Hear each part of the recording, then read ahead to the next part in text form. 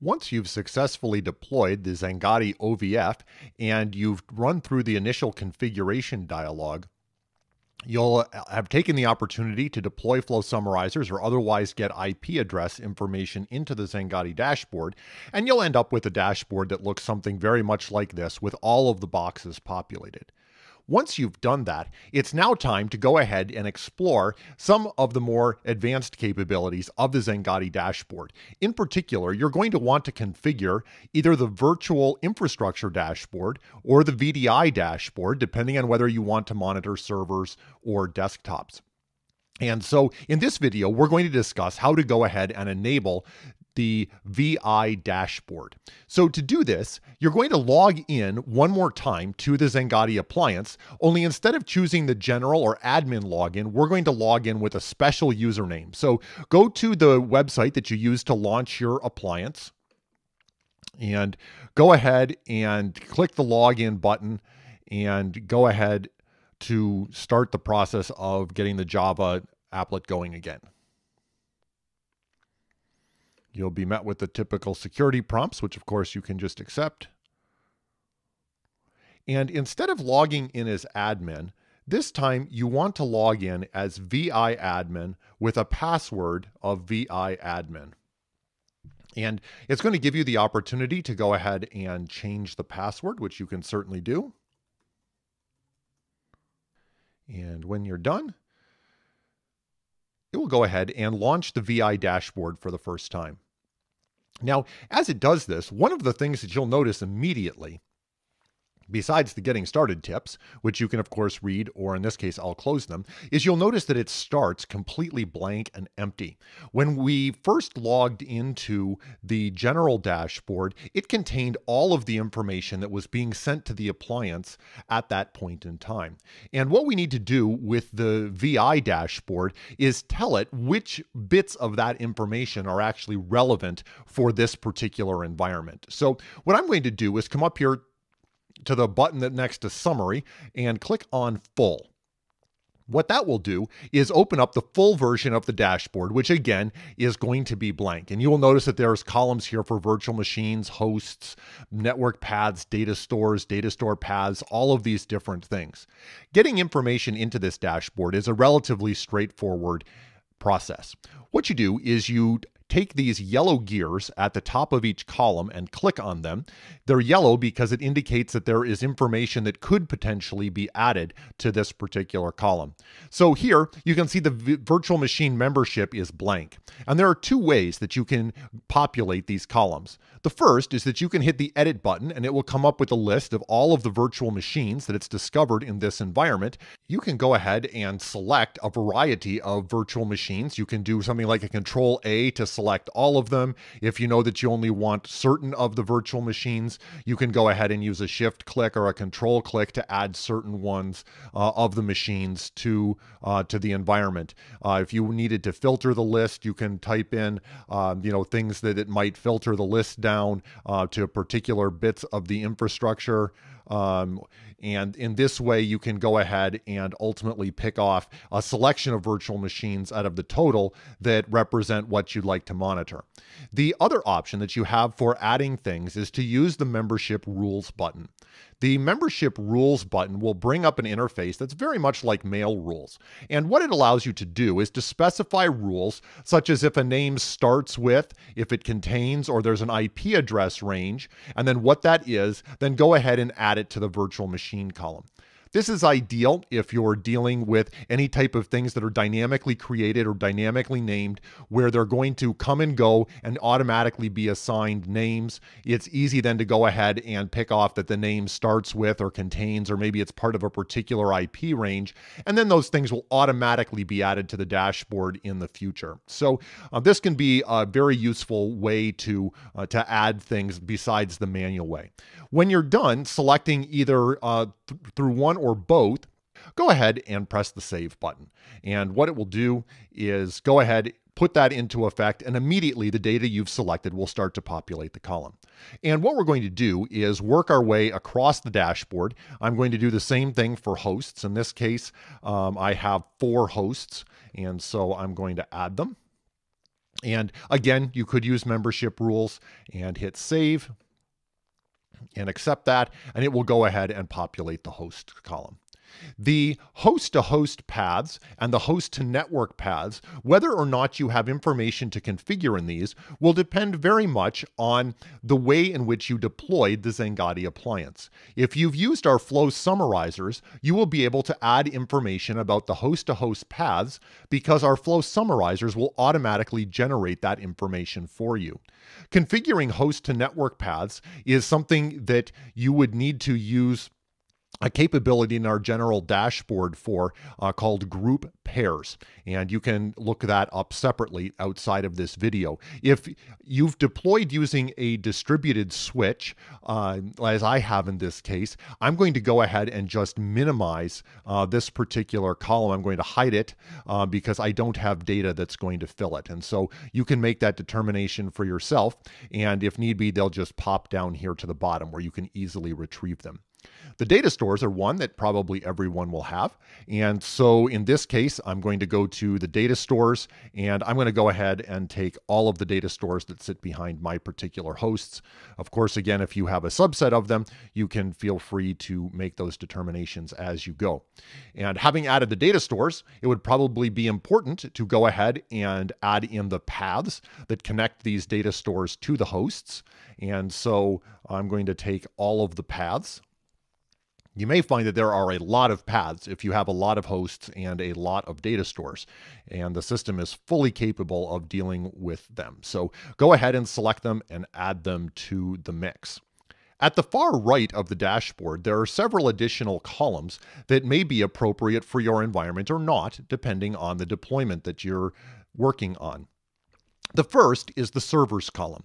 The idea behind the servers column is to provide a place for tracking the interaction of physical servers with things in the virtual environment. So in order for us to know anything about physical servers, we would need to be getting data about them. And normally that would be obtained through NetFlow, being sent to us from a physical router or a physical switch somewhere inside your data center. So if you have configured NetFlow or IPFix type of data feeds in your initial appliance configuration, you may well have some servers that you could pick off via IP address or host name to add to this column and be able to track information from the physical to the virtual worlds.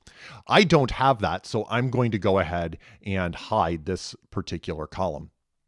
The port groups column is an interesting one. Any of you using flow summarizers should have information that you could use to populate this particular part of the configuration. And what it will do is enable you to actually track all of the network information by port group. And in this case, I have several of them. So I'm going to go ahead and grab them and add them to my dashboard, and I'll press save. This is a unique capability of the Xangati dashboard, and so you'll for sure want to take advantage of it as you set up your virtual infrastructure dashboard.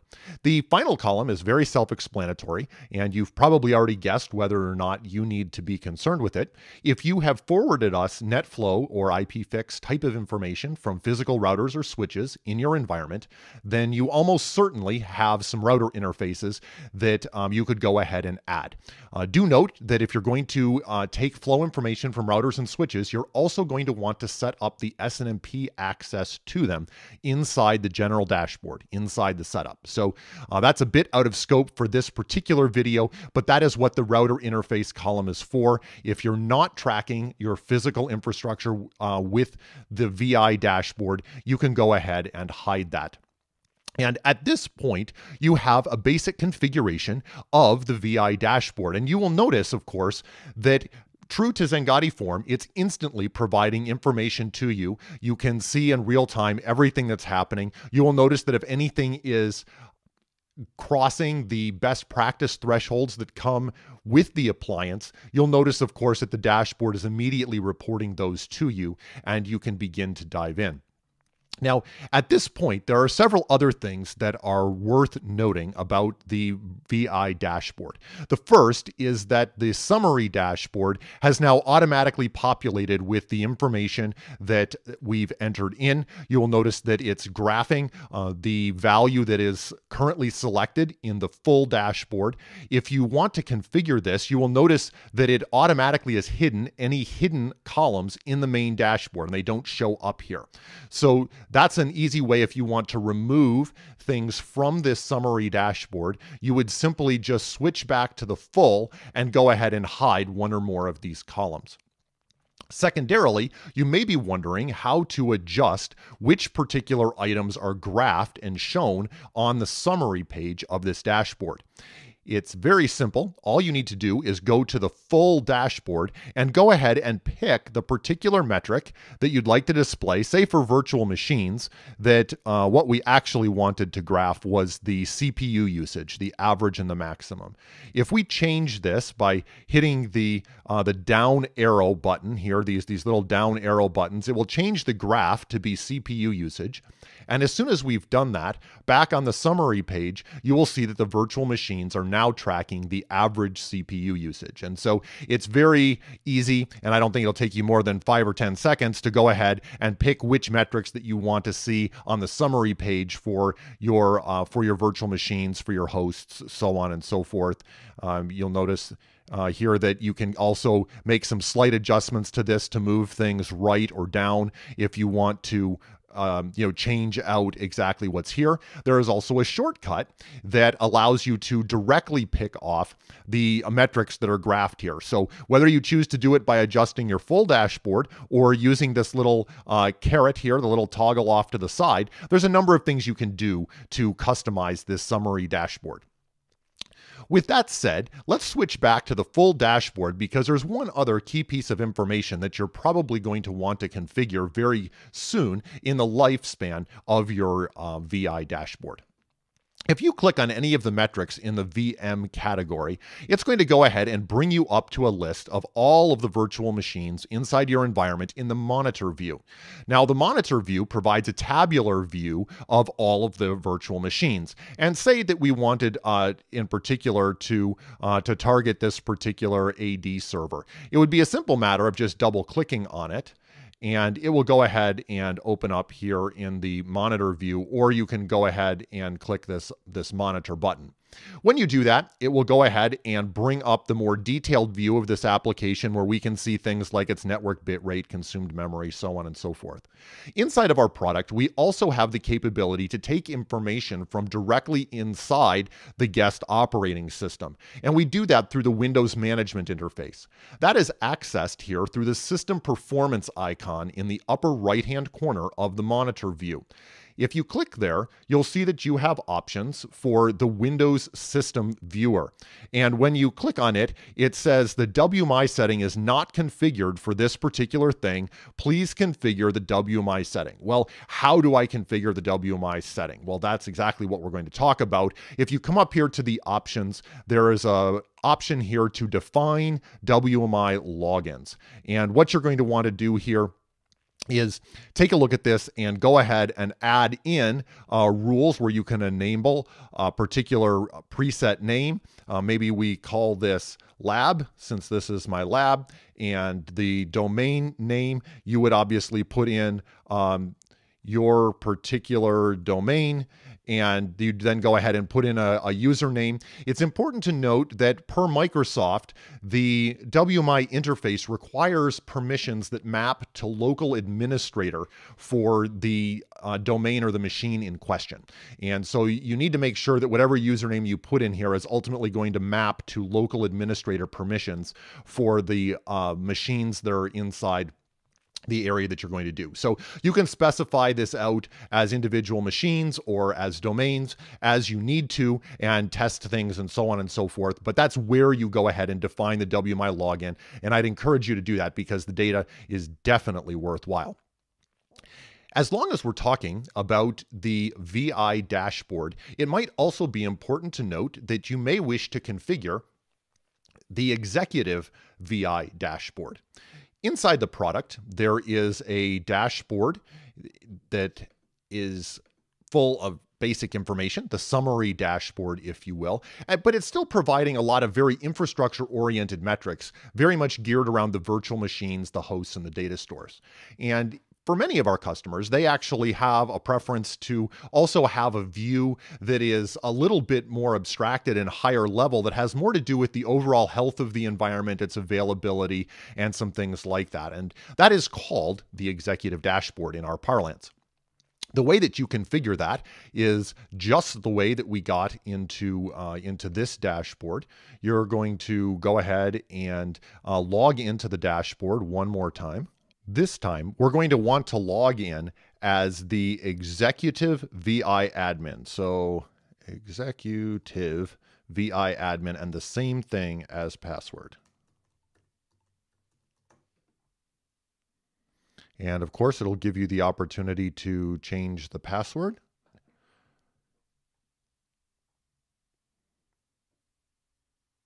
It will drop you into the executive dashboard. As always, it'll offer you some getting started tips and hints, which you can take. I'm going to go ahead and hit the close. And you will notice that it's already started filling in some information for you regarding the performance health index, as well as the availability index. The availability index is measuring the actual availability of things inside of your environment. The weighted capacity index is not going to have data in it the very first time that you log into this, if you do it within 10 or 15 minutes after logging in. And that's because the capacity system itself is something that is measuring performance over time. And so that will actually fill in as you leave the appliance run over the next several days. So just to set an appropriate expectation there.